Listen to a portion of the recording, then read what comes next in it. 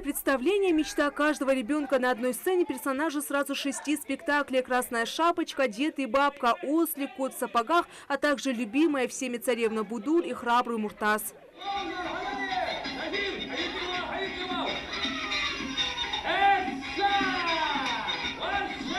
В какой-то момент спектакль перестает быть для детей просто театральным представлением. Маленькие зрители в зале не скрывают своего восторга, принимают участие во всех действиях, подпевают знакомые песни и дают любимым персонажам подсказки. Кукольный театр – любимое детское зрелище. В эту сказку порой начинают верить даже взрослые. Спецэффекты, красочные шоу с музыкальным сопровождением, а главное – профессионализм актеров окунает детей в атмосферу волшебства. Персонажи, которые играли люди, очень были интересными. Самыми интересными были Мустарс. Когда Мустарс ушел, мне было так страшно, что я испугалась.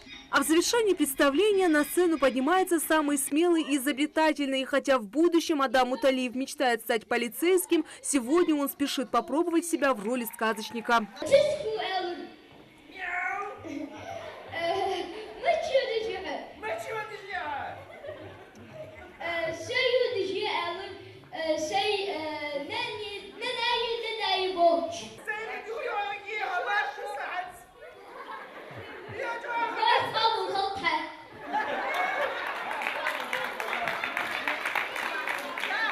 С участием персонажей благотворительного показа Адам придумал свою сказку. И за хорошее владение родным языком и богатую фантазию получает заслуженный подарок.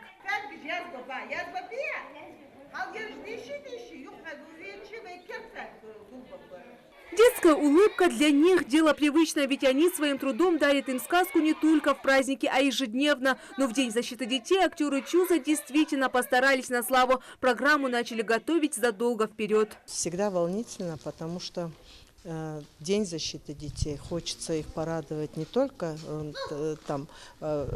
только одним представлением. Их хочется больше, им больше и больше и больше подарить и радость, и тепло. Поэтому мы сегодня постарались эти разные сказки собрать воедино и разные эмоции дать. Я думаю, что у нас все получилось. И, конечно, всегда отрадно ощущать и понимать, что не только мы этим занимаемся. Спектакль не оставляет равнодушными даже взрослых, но а самих ребят, кроме красивой постановки, радует еще и сладостями. Благотворительный показ для детей с ограниченными возможностями из неблагополучных семей и сирот организовала Назрановская районная администрация. С большим удовольствием смотрела представление, радовались дети, родители их. Я думаю, ничего не стоит с улыбок и радости этих детей. Вот именно сегодняшний праздник они, я думаю, запомнят надолго. Праздник веселья, исполнения заветных желаний и классической музыки в этот день посетил и студию искусств.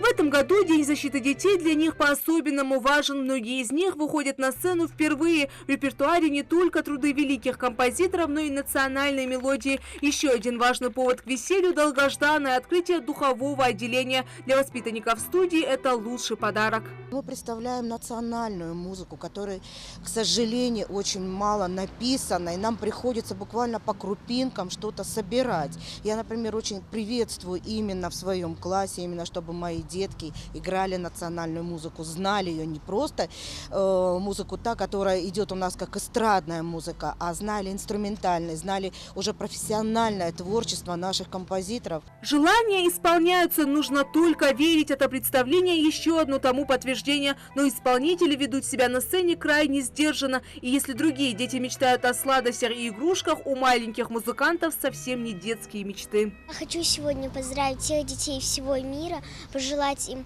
счастья, радости, здоровья и, главное, успехов в учебе. Главное, чтобы это желание обязательно исполнилось. Ферида Миршоева, Хаваш Гойгов, Новости 24.